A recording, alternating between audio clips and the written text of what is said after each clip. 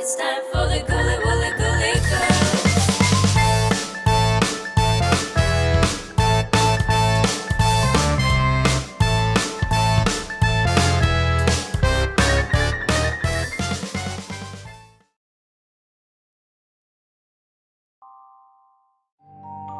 It was where the first Academy Award ceremony was held. For 2 years, it was the home for Hollywood's greatest starlet. It was a secret meetup place for one of Hollywood's greatest super couples, and it has become an eternal destination for one of Hollywood's most tortured souls. The Hollywood Roosevelt Hotel is a Hollywood Boulevard landmark, renowned for its glitz, glamour, and ghosts. Located on Hollywood's Walk of Fame and across from Grauman's Chinese Theater, the Hollywood Roosevelt Hotel has stood strong since its establishment in 1927 for what is known to be the golden age of Hollywood. It was financed by some of Hollywood's elite, including studio executive Louis B. Mayer and the Chinese theater founder Sid Grauman. It was decided that the hotel should be named the Hollywood Roosevelt in honor of the 26th U.S. President Theodore Roosevelt. The luxurious 12-story building features high-painted ceilings, elegant marble columns, stunning wrought iron chandeliers, and luxurious water fountains. It opened its doors on May 15, 1927, with silent film stars such as Charles Chaplin, Clara Bow, and Harold Lloyd attending the star-studded event. 2 years after its opening, the Roosevelt Hotel held the first ever Academy Award ceremony inside its lavish Blossom Ballroom on May 16, 1929. And was hosted by the Roosevelt's co-founder and founding member of the Motion Picture Academy, Douglas Fairbanks. There were 270 guests in attendance. Back then, the winners were announced months prior to the ceremony, so it was more of a dinner party amongst the winners. The big winners of that historical night were Wings for the Best Picture. Emelle Jannings won for Best Actor, and the award for Best Actress went to Janet Gaynor. The award ceremony ran only 15 minutes. The Blossom Ballroom has gone on to be known for its strange paranormal activity. There is a specific spot in the room that is always 10 degrees cooler than the rest of the room. The ballroom is haunted by a creepy figure of a man wearing a tuxedo. No one knows exactly who this mysterious man is. However, the story that has become associated with him is that he is a former Academy Award nominee and is still waiting for his golden statue. A ghostly figure that guests of the hotel have recognized is one of the movie star Errol Flynn. Errol Flynn, who was an Australian-American actor known for his swashbuckling roles such as Robin Hood, Flynn was a frequent guest at the Roosevelt. It is even rumored that he concocted a recipe for a bootleg gin that consisted of fruit juices in a tub at the hotel during the Prohibition when alcohol beverages were illegal. Although Flynn passed away in Vancouver, British Columbia on May 14, 1959, at the age of 50, guests of the Roosevelt claimed to see the ghost of the movie star in his swashbuckling prime, haunting the halls of the hotel. Another movie star that is believed to haunt the halls of the Roosevelt is Carole Lombard. Lombard, an American actress that was well known for her beauty and charm, but it was her comedic ability that would separate her from the other starlets of the time. Her roles in the screwball classics My Man Godfrey and Nothing Sacred have cemented her as one of the greatest stars of classic Hollywood. Lombard often visited the Roosevelt Hotel along with Clark Gable, who at the time was separated but still legally married to Rhea Langham. The couple had secret rendezvous at the hotel until Langham finally agreed to give Gable a divorce in 1938. Lombard and Gable eloped on March 29, 1939, and were revered as one of Hollywood's super couples. Their marital bliss would be short-lived, however. Upon returning from a war bond tour, Lombard was killed in a plane crash on January 16, 1942, at the age of 33. It's been reported that Lombard's spirit wanders the Roosevelt, where she and Gable often stayed. In the 50s, the Roosevelt Hotel became home to a starlet on the rise named Marilyn Monroe. Marilyn lived at the Roosevelt Hotel for 2 years in Suite 1200, which had a beautiful view of the swimming pool. It was at the time when her modeling career was beginning to take off. She had her first commercial photo shoot at the hotel with her posting at the Tropicana pool for a toothpaste ad.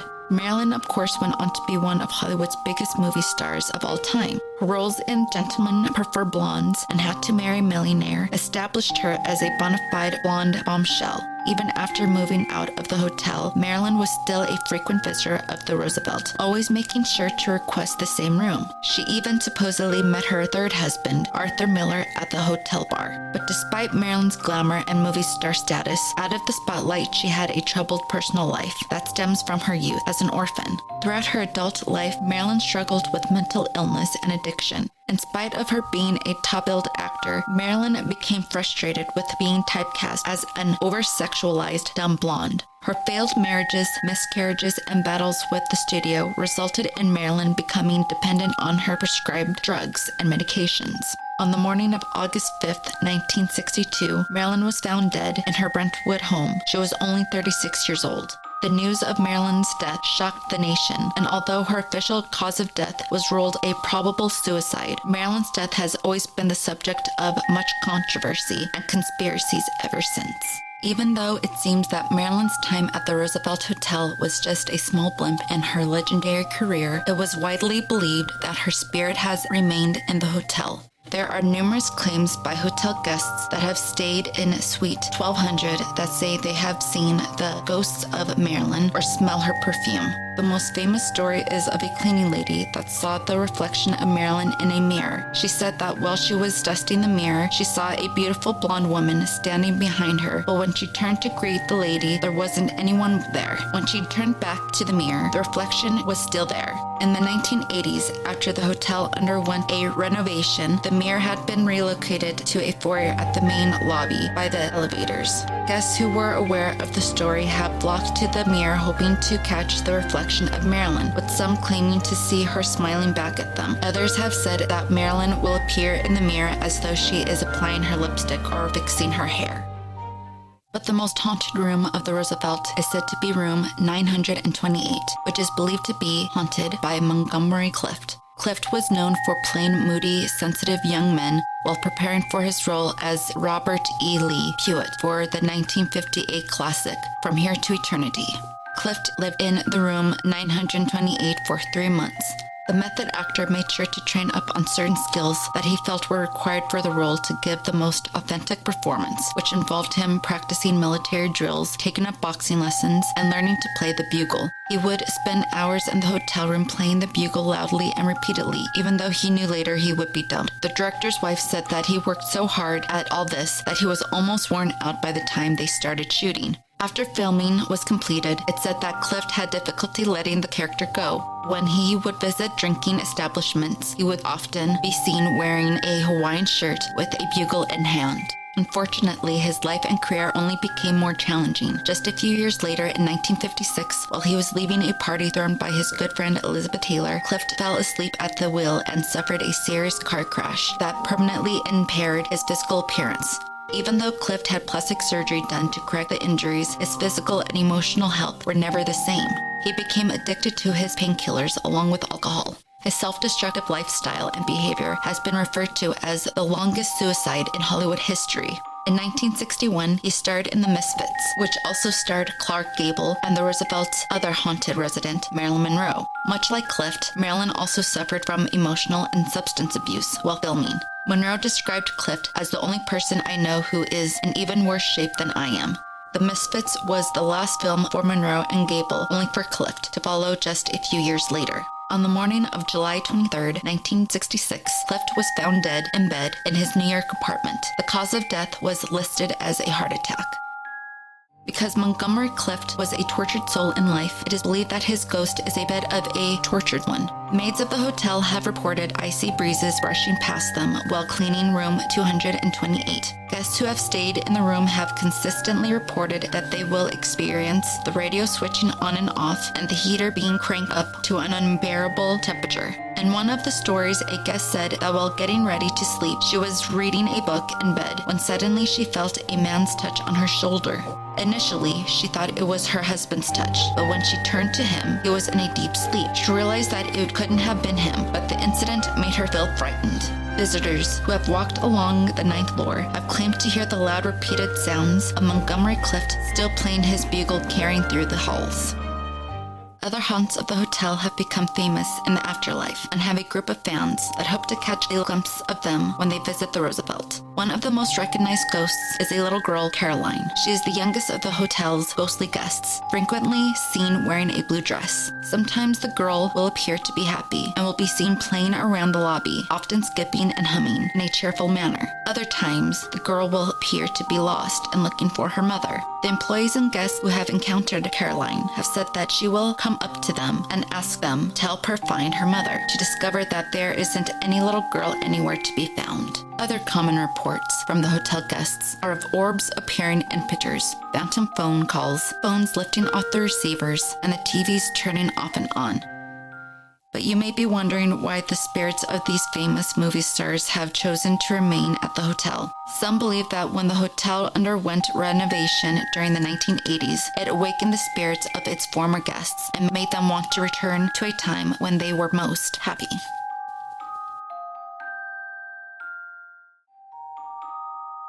Now, it's time for some Ghoul Talk. Let's talk about scary things. Okay, so this is a place we've visited before, and we know for a fact that it is haunted. Where do we want to start? Well, I think the most significant experience we had was the elevator. We wanted to go up the elevator, specifically to the floor that Montgomery Clift is known to haunt, and The elevator wouldn't work for us. the elevator wouldn't work for us. Not even, we were stuck in there for what, about 5 minutes? Yeah, for a while. We were stuck for about 5 minutes. Yeah, and we would press the buttons on all the different floors, and no luck, no matter what we tried. And then we would step out of the elevator and watch people coming and going from the elevator having no problem with it. It just seemed like it kept glitching with us, and we took it personally that maybe Montgomery Clift didn't want to meet us. Oh, he definitely didn't want to meet We us. just knew it had something because we were specifically wanting to go to that floor. Yeah. And it just really felt like the energy was like, no, I don't want you up We were here. stuck Yeah. for 5 minutes. In the elevator, yes. And I'm terrified of elevators, so I remember that specifically. It was 5 minutes. Yeah, and then we just stood in the lobby and watched people get on and off the elevator for the longest time, and we just couldn't believe it. And we kept trying, and just no luck for us. So we finally gave up. I mean, you would think that it's a fluke, but when you're watching other people get on and off the elevator with no problem, and we sat in the lobby for quite a while. We even sat there and took selfies. And we made a few trips to the Roosevelt, and it happened each time. Just can't be bad luck if it's on a few occasions. I don't know if other people have that problem too, like anyone who wants to specifically go to his floor with a specific intention, that he's like, nope, because obviously it's going to work for other people, but if it happened to us numerous times. Yeah. Wow, does that happen to everyone who wants to go up to that floor? I just remember being terrified the whole time. Yeah, it was a foreboding feeling. Yep, that's exactly how we described just entering into the Roosevelt. Yeah, I mean, I remember when we first walked into the Roosevelt, it was you and me. I just felt like we went from walking in 2014, which it was 2014 when we went to the Roosevelt. We went from that timeline back to the 1927, or at least old Hollywood, because the energy we walked into was completely different from the outside where the hotel was. And you could easily say it was because of the scenery, it's because it's so beautiful, like old Hollywood. It was different. There was a different energy. Literally went back in time, and I don't know what happened. It was really cool. Definitely fun. Definitely one of my favorite places to visit in Hollywood because it's such a monument. It's so historical. Yeah. Just to kind of walk around the lobby, it's free. Yeah. So why not? Yeah, and you just feel the Hollywood history. Yeah. You know, when you think of all of the celebrities that have been there over the years, particularly, old Hollywood. I mean, Marilyn Monroe lived there. She walked through that hotel. She actually lived there for 2 years. I mean, how cool is that? That was actually home to her, so I could understand why she actually haunts that place. It's a beautiful place to haunt. I think that's really awesome. She lived there for 2 years. Yeah, and then what we were saying about the mirror. The story is that the mirror that she appeared in is located in the foyer where the elevators are. But when we went, it wasn't there. Yeah. So Yeah, we who specifically knows where the current location of that mirror is? Or if that's even true. You know? I believe it's true, but I believe they probably move it from time to time because it probably draws a lot of attention. Yeah. And being there in the foyer where the elevators are, I think that would be quite a distraction for people and a safety hazard. People trying to go up and down the elevator with their luggage when they're checking in, checking out, and then there's a crowd of people there, probably wanting to see if they see Marilyn's reflection, probably taking pictures and stuff like that. Mm-hmm. That's quite a distraction to the hotel guests. So they probably move it from time to time. Yeah, because there's a room called the Marilyn Room. It seemed like it would make most sense to have it in there, unless somebody would try to steal it, maybe. Unless somebody has actually stolen it. Who knows? We don't know, But if that mirror does exist, if it's still at the Roosevelt, I mean, that's sort of interesting. If she appears in the mirror applying her lipstick or fixing her hair, and I think that's awesome. It just reminds me of that famous picture of Marilyn Monroe looking in the mirror doing her makeup at the Vanity. When I hear that story, it just makes me think of that famous picture of her. Yeah, she was gorgeous in that picture too. Yeah, so that's very interesting.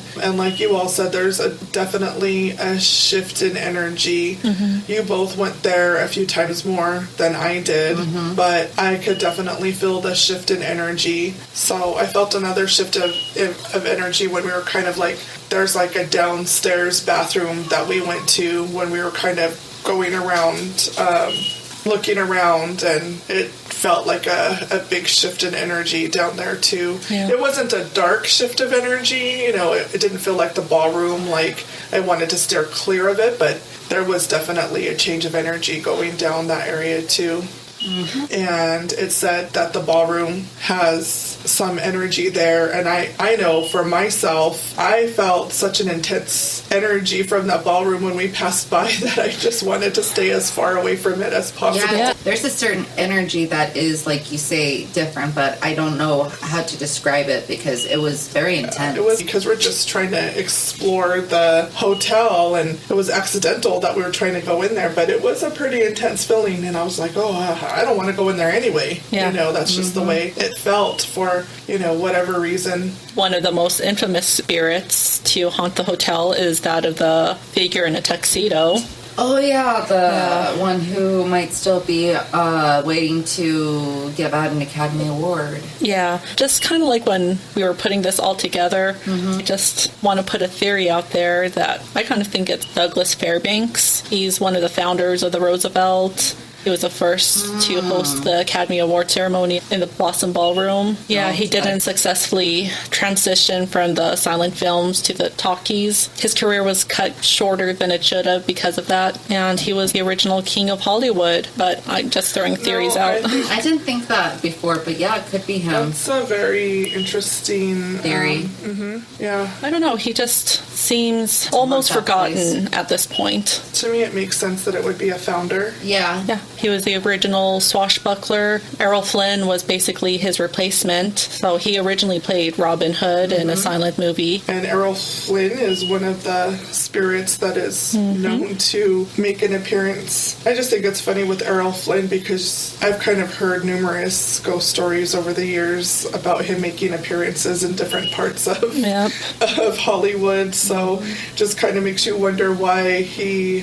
so many places. Yeah. Including the home of Ricky Nelson. Yeah, which that is an incredibly interesting story. Yeah, very interesting. If anyone's interested in hearing about that story, there's plenty of interviews with his children on YouTube. Yeah, on Celebrity Ghost Stories with Ricky Nelson's daughter. What's his daughter's name? Tracy Nelson. Tracy Nelson. Yeah. Yeah, that one's one of my favorites from Celebrity Ghost Stories. Yeah, it's very, very interesting. We haven't talked about Carole Lombard. She's one of my favorites. Her and Clark Gable were another king and queen of Hollywood. They were a super couple. Yeah. And her life was cut tragically short. She was the love of his life, and they say that he always wore a necklace all his life with his ring and her ring. Yep. He never got over her. I remember hearing once that Clark Gable haunts the Roosevelt too, which would complete the Misfits cast. Yeah. That's interesting. That's interesting because it was Clark Gable's last movie, Marilyn Monroe's last movie, and Montgomery Clift. He was paranoid because he knew that they come in three, so he had this legitimate fear that he would be the third to go. Well, that is a known thing. Yeah, and the day he passed away, he pretty much locked himself in his room and wanted to be left alone. But a friend of his saw that The Misfits was going to be coming out that evening and invited him to go watch it with him. And he was like, oh, no, I do not want to watch that movie. And he passed away later that night. It's a very crazy coincidence. Yeah.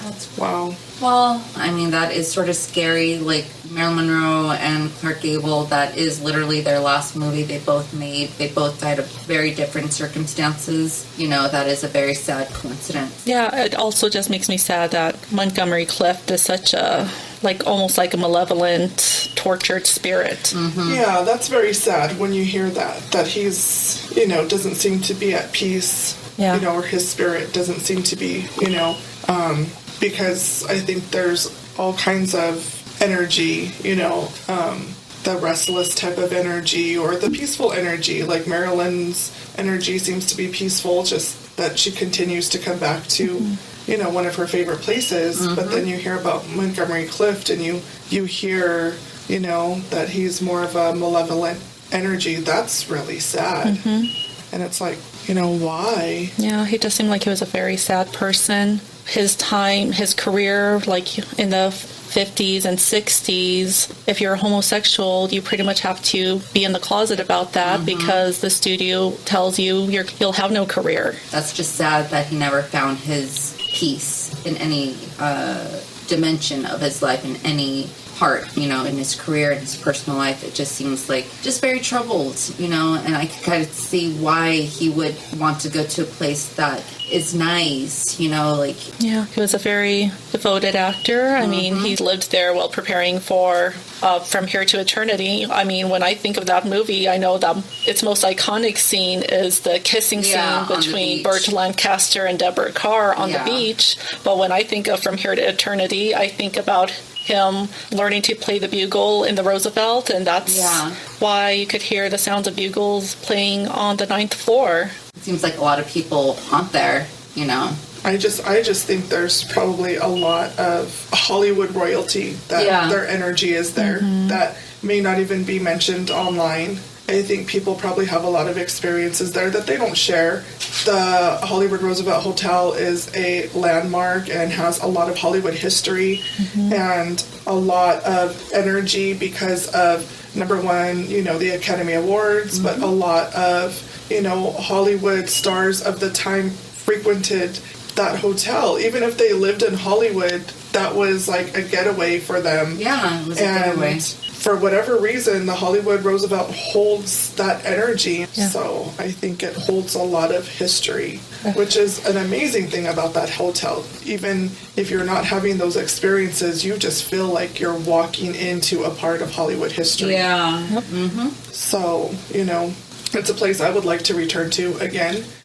Thanks for watching. Be sure to subscribe and hit that notification bell if you don't want to miss out on any of our latest Ghoulie Tales.